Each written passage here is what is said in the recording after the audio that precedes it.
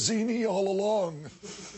For a week now, Senator Clinton has bashed Senator Obama and even possibly won votes based on the story that Obama had publicly railed against Nafta, while a memo by a Canadian diplomat claimed Obama's campaign secretly assured them his stand, quote, should be viewed as more about political positioning than a clear articulation of policy plans.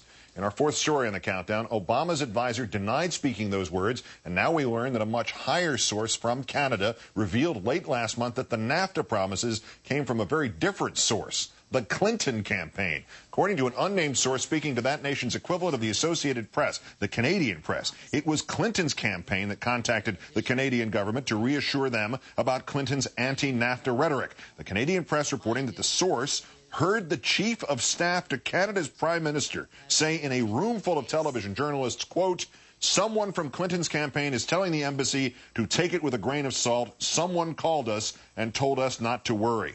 Let's turn now to MSNBC political analyst Howard Fineman, of course, the senior Washington correspondent for Newsweek magazine. Howard, good evening. Hi, Keith. Am I oversimplifying this, or is this story now basically exactly the opposite of what it seemed to be a week ago? I loved your Godfather imitation. I feel like Tom the lawyer, now advising you. Yeah, it is 180 degrees different because I think it was the Clinton camp that started the conversation with the Canadians about don't worry about NAFTA.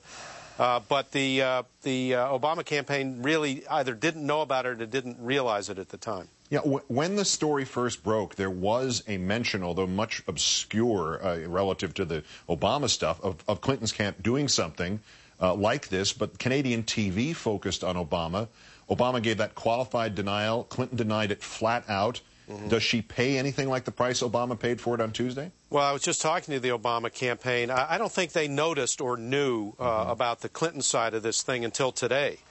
And so far, they haven't decided to make a big issue of it because they think the far more fundamental issue is that over the last few years, Hillary's had a lot of nice things to say about NAFTA. She said it was a great achievement for her husband's administration. She had a lot of positive comments about it. So what her lieutenant said to the Canadians seems a side issue to them. But as you point out, the question is really about truthfulness, a flat denial of something that wasn't true. They haven't gotten to that point yet, but I'm sure they will. I just talked to some of their top people who said they're looking at it very carefully.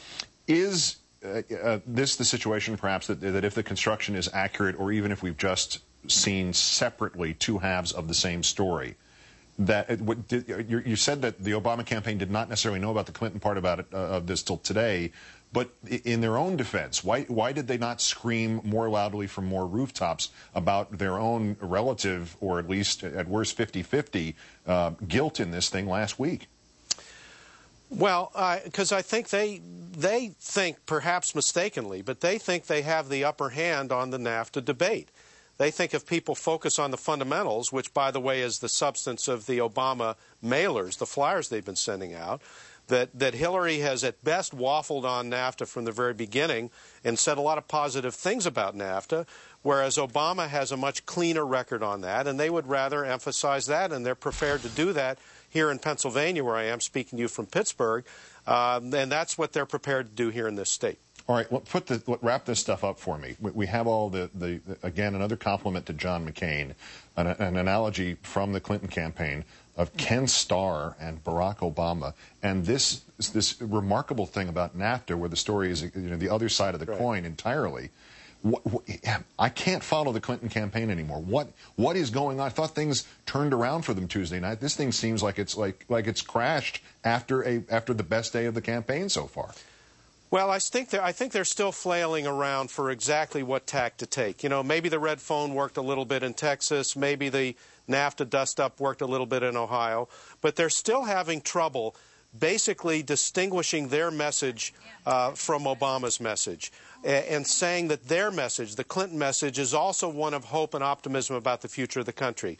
Here in a place like Pittsburgh, things have changed a lot. This is a different city from what it used to be, and a lot of the younger people want a message of hope and excitement and optimism, and Clinton hasn't figured out a way to reach that with anything other than negative attacks on her opponent. Although she has moved into contention for the vice presidency for Mr. McCain, in case things fall apart. Yes. Howard Fineman of Newsweek and MSNBC. Great thanks, Howard. Thank you, Keith.